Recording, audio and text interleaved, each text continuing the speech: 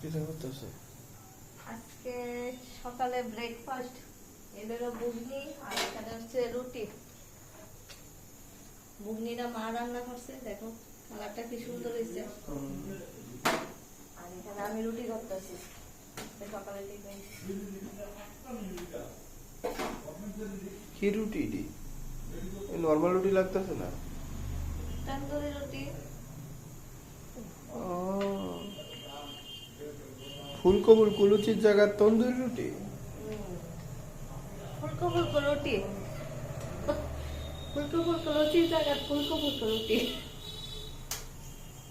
সকালে ব্রেকফাস্টের